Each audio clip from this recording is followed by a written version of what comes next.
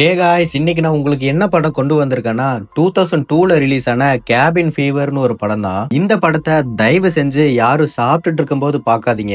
ஒன்னு சாப்பிட்டு முடிச்சிட்டு பாருங்க. இந்த படத்தோட ஒன்லைனர் என்னன்னா, ஒரு 5 டீனேஜர்ஸ் காலேஜ் வெக்கேஷன் அப்போ தூரமா ஒரு காட்டுக்கு நடுவுல இருக்கிற ஒரு வீட்டுக்கு போறாங்க. அப்போ இவங்களுக்கு ஒரு வித்தியாசமான நோய் பரவுது. அதுல இருந்து யாராச்சும் தப்பிச்சாங்களா இல்லையான்னு தான் கதையே. அதுவும் இல்லாம இந்த படத்துல காட்டுற நோய் அவ்வளவு கொடூரமா இருக்கும். சரி வாங்க வீடியோக்குள்ள போலாம். அதுக்கு முன்னாடி மறக்காம இந்த வீடியோக்கு ஒரு லைக் பண்ணிருங்க. அப்பதான் இந்த வீடியோ இன்னும் நிறைய பேருக்கு ரெக்கமெண்ட் ஆகும். படத்தோட ஸ்டார்டிங் சீன்ல ஒரு 5 டீனேஜர்ஸ் அவங்க வெக்கேஷனை செலிப்ரேட் பண்றதுக்காக கார்ல போயிட்டு இருக்காங்க. அதுல பாத்தீங்கன்னா 2 பேர் கப்பிள்ஸ் இருக்காங்க. ஒருத்த மட்டும் சிங்கிளா இருக்கான். அதுவும் இல்லாம ஒரு கப்பிள்ஸ் பாத்தீங்கன்னா எங்க போனாலும் ரொமான்ஸ் மட்டும் தான் பண்ணிட்டு இருப்பாங்க. இன்னொரு கப்பிள்ஸ் பாத்தீங்கன்னா இப்பதான் லவ் பண்ண ஸ்டார்ட் பண்ணிருப்பாங்க போல. கார்ல போயிட்டே இருக்கும்போது சரி சாப்பிட ஏதாச்சும் ஸ்நாக்ஸ் வாங்கலான்னு ஒரு கடையில நிக்கிறாங்க. அப்ப பால் வண்டியை விட்டு இறங்கி போய் ஒரு சின்ன பையன் பக்கத்துல உட்கார்றான். அதுவும் இல்லாம இவன் தான் நம்ம படத்தோட ஹீரோ. அதனால இவனை நம்ம ஹீரோன்னு கூப்பிட்டுக்கலாம். இவனோட லவரை நம்ம ஹீரோயின்னு கூப்பிட்டுக்கலாம். சரி நம்ம ஹீரோ ஒரு சின்ன பையன் பக்கத்துல உட்கார்ந்தான்ல, அப்ப ஹீரோ சின்ன பையன் கிட்ட ஹாய்டா எப்படி இருக்குன்னு கேட்டா அவன் பேசாமே இருப்பான். அதனால ஹீரோ வாயில என்ன கொழுக்கட்டையா வச்சிருக்கன்னு கேட்டதும் பட்டுன்னு ஹீரோவோட கையை பிடிச்சு கடிச்சு வச்சிடறான். அப்போ அந்த இடத்துக்கு வந்த கடையோட ஓனர் ஹீரோவை பார்த்து, என் பையன் இப்படிதான் யாராச்சும் பக்கத்துல உட்கார்ந்தா கடிச்சு வச்சிருவான், நீங்க பின்னாடி போய் கைய கழுவிட்டு வாங்கன்னு சொல்றாரு. சரின்னு மித்தவங்களும் கடைக்குள்ள போய் தேவையான பொருள்லாம் வாங்கிட்டு இருப்பாங்க. அப்ப இந்த 5 பேர்ல ஒருத்தர் சிங்கிளா இருப்பான்ல, அவன் கொஞ்சம் சேட்டை பிடிச்ச ஆளா இருப்பான். ஏதாச்சும் பண்ணிக்கிட்டே இருப்பான். அப்படிதான் காசு இருந்தாலும் அந்த கடையில இருந்து ஒரு சாக்லேட்டை திருடிட்டு வந்திருப்பான். அப்ப அந்த கடையோட ஓனர் பாத்துருப்பாரு போல. அதனால ஒழுங்கா அந்த சாக்லேட்டை வச்சுட்டு போயிருன்னு சொல்றாரு. அப்போ இந்த சேட்டை பிடிச்சவனும் தெரியாம எடுத்துட்டேன்னு அந்த சாக்லேட்டை கொடுத்துட்டு கார்ல வந்து ஏறுறான். அப்ப நம்ம ஹீரோவும் ஏன்டா உனக்கு வேற வேலையே இல்லையான்னு திட்டுறான். அப்படியே சீனை கட் பண்ணா இவங்க எப்படியோ அந்த காட்டுக்குள்ள அவங்க கேபினை கண்டுபிடிச்சு வந்துடுறாங்க. அப்போ உள்ள வந்ததும் எப்ப பார்த்தாலும் ரொமான்ஸ் பண்ணிட்டு ஒரு கப்பிள்ஸ் இருப்பாங்கல்ல, அவங்க அவங்களோட வேலையை ஆரம்பிச்சிடறாங்க. அப்போ குறுக்க வந்த கரடி மாதிரி நம்ம ஹீரோ உள்ள வந்து நான் நீச்சல் அடிக்க போறேன் யாராச்சும் வரீங்களான்னு கேக்குறான். அப்போ ரொமான்ஸ் பண்ணிட்டு இருந்த இவங்களும் நீயும் ஆளும் போங்க நாங்க வரலன்னு சொல்லிடுறாங்க. இதனாலேயே ஹீரோவும் ஹீரோயினும் தனியா ஆற பார்த்து நடந்து போறாங்க.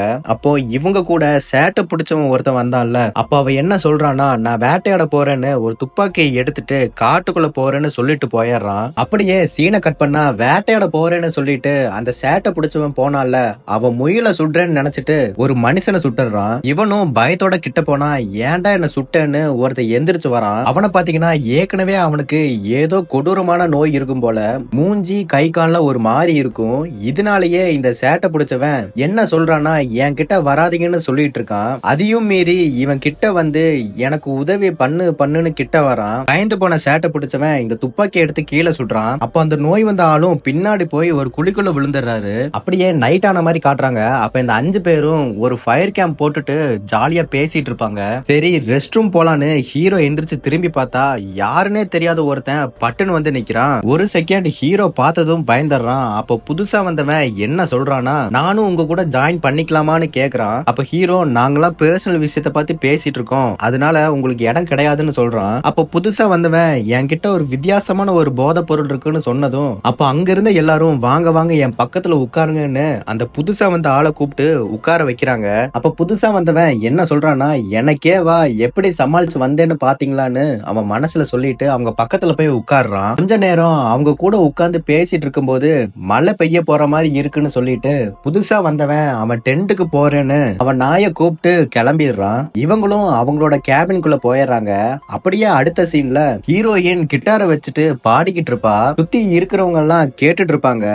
கதவை யாரோ தட்டுற சத்தம் கேட்கும். சரின்னு இந்த ரொமான்ஸ் பண்ணிட்டே இருப்பாங்கல்ல ஒரு கப்பிள்ஸ், அதுல அந்த பையன் போய் கதவை திறக்க போறான். அவனும் சரி புதுசா ஒருத்தன் வந்தான்ல அவனதான் இருப்பான்னு கதவை திறந்தா ஒருத்தன் துப்பாக்கில சுடு வாங்கி நோய் வந்த மாதிரி இருந்தான்ல அவன் வந்து நிக்கிறான். இத பார்த்த சேட்டை பிடிச்சவன் இவன் என்னடா இங்கன்னு நினைக்கிறான். அப்போ அங்க வந்த நோய் பிடிச்சவன் எனக்கு ஹெல்ப் பண்ணுங்கன்னு கேக்குறான். அப்போ சேட்டை பிடிச்சவனை பார்த்ததும் நீ தானே என்ன துப்பாக்கியால சுட்டேன்னு சொன்னதும் அப்ப அந்த சேட்டை பிடிச்சவன் கதவை சாத்திட்டு, இங்க பாருங்க யாரும் அவனுக்கு ஹெல்ப் பண்ணாதீங்க, அவனுக்கு ஏதோ நோய் வந்திருக்குன்னு சொல்லிட்டு இருக்கான். அப்போ அந்த நோய் வந்த ஆளோ இவங்க வந்த காரை ஸ்டார்ட் பண்ண ட்ரை பண்ணிட்டு இருப்பான். இந்த சத்தத்தை கேட்டதும் பசங்க எல்லாரும் கையில கட்டையெல்லாம் எடுத்துட்டு கார் கிட்ட ஓடி போய் அவனை அடிக்கிறாங்க.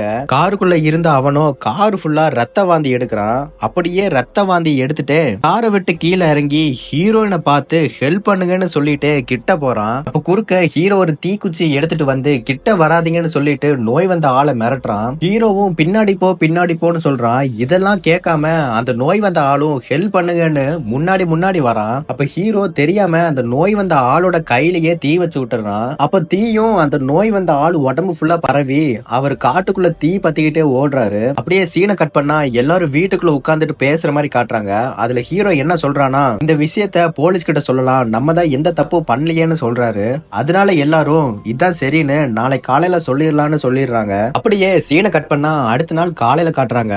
அப்போ நேத்து நைட் ஒருத்தன் வந்தான்ல நோய் வந்த ஆளு, அவரு இறந்து போய் ஒரு ஆத்துல கிடக்குற மாதிரி காட்டுறாங்க. அதுவும் இல்லாம அந்த ஆத்துல இருந்துதான் இந்த 5 பேரும் தங்கி இருக்கிற இடத்துக்கு தண்ணி வருது. அப்போ அந்த தண்ணிய ஹீரோ புடிச்சிட்டு வந்து ஹீரோனுக்கு குடுக்கற மாதிரி காட்டுறாங்க. அப்ப டோரை யாரோ தட்டுற சத்தம் கேட்டதும் ஹீரோ யாரா அவன்னு டோரை ஓபன் பண்ணி பார்த்தா ஒரு போலீஸ்காரன் வந்து நிப்பான். அந்த போலீஸும் என்ன சொல்றாருன்னா, நேத்து நைட் நான் இந்த இடத்துக்கு ரவுண்ட்ஸ் வரும்போது இங்க ரொம்ப சத்தமா இருந்துச்சு, அதனால என்ன நடந்துச்சுன்னு கேட்டு போகதான் நான் இப்ப வந்திருக்கேன்னு சொல்றாரு. அதுக்கு ஹீரோ என்ன சொல்றானா, நேத்து நைட் ஒருத்தன் வந்தான், அவனை பார்க்க ரொம்ப கொடூரமா இருந்தான், அவனுக்கு ஏதோ நோய் இருக்கும் போல, அதுவும் இல்லாம அவன் எங்களோட காரை டேமேஜ் பண்ணிட்டான், அதனால நாங்க அவனை அடிச்சு விரட்டிட்டோம்னு சொல்றாரு ஹீரோ. அதுக்கு அந்த போலீஸ்காரரோ ஒரு பிரச்சனையும் இல்ல, நான் அவனை பாத்துக்கிறேன், நீங்க என்ஜாய் பண்ணுங்கன்னு சொல்லிட்டு போயிடுறாரு. அப்படியே அடுத்த சீன்ல ஹீரோவும் சேட்டை பிடிச்சவனும் அந்த காரை கிளீன் பண்ணிட்டு இருக்காங்க. இப்பதான் காட்டுறாங்க அந்த கார்ல நோய் வந்த ஆளு எப்படி ரத்த வாந்தி எடுத்து வச்சிருக்கான்னு. அதுவும் இல்லாம அவனோட சதையும் அந்த கார்ல அங்கங்க இருக்கும். காரெல்லாம் கிளீன் பண்ணிட்டு ஹீரோயினை பார்க்க போறான் ஹீரோ. அங்க போனதும் ஹீரோயின் என் கூடவே தூங்குன்னு சொல்றா. சரின்னு ஹீரோ அங்கேயே தூங்கிடுறான். தூங்கி எந்திரிச்சு பார்த்தா ஹீரோ கை ஃபுல்லா ரத்தமா இருக்கு. பதற போய் எந்திரிச்சு கை கழுவுறான் ஹீரோ. அப்படியே வீட்டுல இருக்கிற மிச்ச ஃப்ரெண்ட்ஸ் எல்லாம் கத்தி கூப்பிடுறான் ஹீரோ.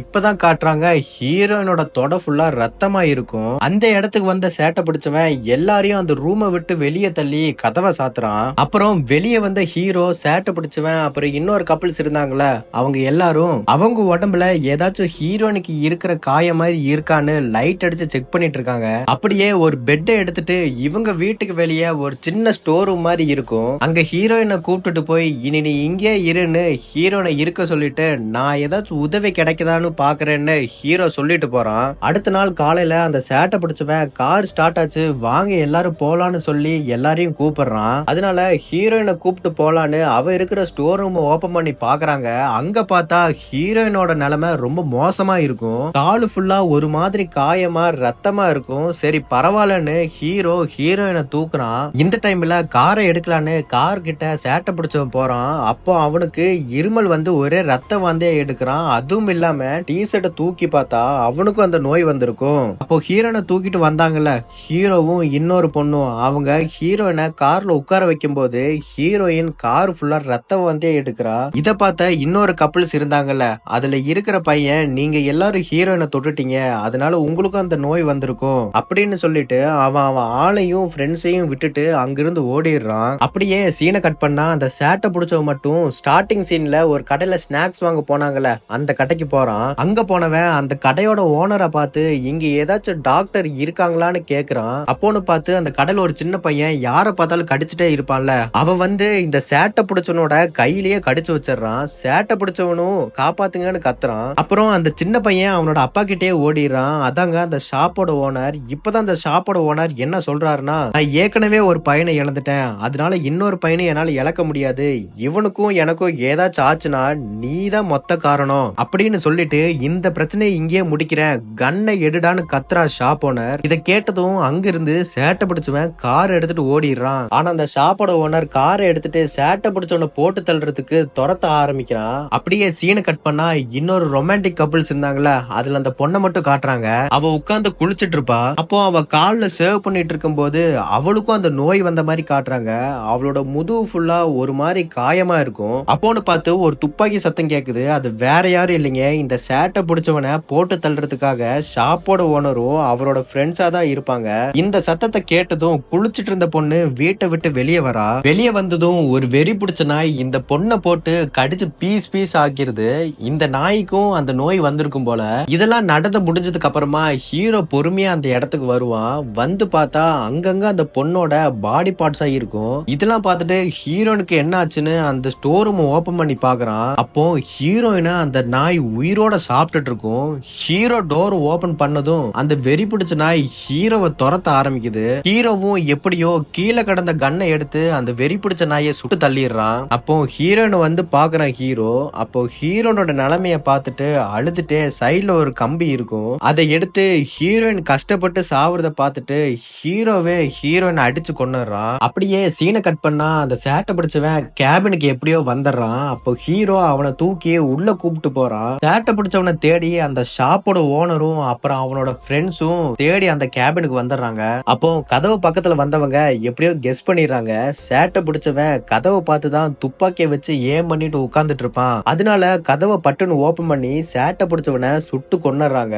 அப்போ இவங்க சுத்தமா எதிர்பார்க்காத நேரத்துல ஹீரோ ஒரு குச்சியை வச்சு அந்த ஷாப்போட ஓனரோட ஃப்ரெண்டு மூஞ்சிலேயே அடிச்சிடறான். திடீர்னு அடிச்சதால கையில வச்சிருந்த கன்னால ஷாப் ஓனரை சுட்டுறான் அந்த ஷாப் ஓனரோட ஃப்ரெண்டு. அதுக்கப்புறமா அந்த ரூம்ல இருந்து வெளியே வந்து குண்டா ஒருத்தன் இவங்க கூட வந்திருப்பான். அவனை ஒரு ஸ்க்ரூ டிரைவர் வச்சு காதலியே குத்தி அவனையும் கொன்னுட்டு அப்புறம் உயிருக்கு போராடிட்டு இருந்த அந்த ஷாப் ஓனரை ஒரு குச்சியை வச்சு குத்தியே கொன்னுறான். அதுக்கப்புறம் அங்கிருந்து ஓடி போறான் ஹீரோ. அப்படியே நைட் ஆகுது. ஹீரோவும் அங்கங்க போயிட்டு ஒரு குகைக்குள்ள போறான். அங்க பார்த்தா யாரோ உட்கார்ந்துட்டு இருக்கிற மாதிரி இருக்கும். சரி யாருன்னு பாக்கலான்னு கிட்ட போறான். அப்போ எதையோ தட்டி விட்டு கீழே விழுறான் ஹீரோ. என்னடா அதுன்னு திரும்பி பார்த்தா படத்தோட ஸ்டார்டிங்ல இவங்களுக்கு ஒருத்தன் போதை பொருள் கொடுத்திருப்பால, அவன் தான் அங்க செத்து போய் கிடக்குறான். அதுவும் பாத்தீங்கன்னா 2 துண்டாகி அவனோட குடல்லாம் வெளியே வந்து செத்து போயிருப்பான். இதையும் அந்த வெறி பிடிச்ச நாய் தான் பண்ணிருக்கும் போல. இதெல்லாம் பார்த்த ஹீரோ அங்கிருந்து ஓடி போறான். அப்போ இவங்க வந்த கார் இருக்கும்,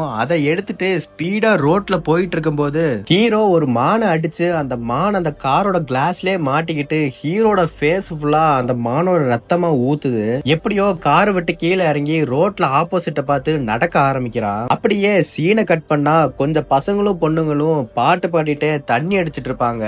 இவங்க கூட ஹீரோவை விசாரிச்ச போலீஸ்காரனும் இருப்பான். அப்போ அந்த இடத்துக்கு வந்த ஹீரோ போலீஸ்காரனை பார்த்து ஹெல்ப் பண்ணுங்கன்னு கேக்குறான். அப்போ போலீஸ்காரனோட வாக்கி டாக்கில ஒரு இன்ஃபர்மேஷன் வருது. அது என்ன சொல்றாங்கன்னா, இந்த கேபின்ல நிறைய பசங்க நோய் வந்து செத்து போயிருக்காங்க, அவங்கள யாராச்சும் தப்பிச்சாங்களான்னு தெரியல, நீ யாரையாச்சும் நோய் வந்த மாதிரி பாத்தினா யோசிக்காம சுட்டு தள்ளிருன்னு சொல்றாங்க.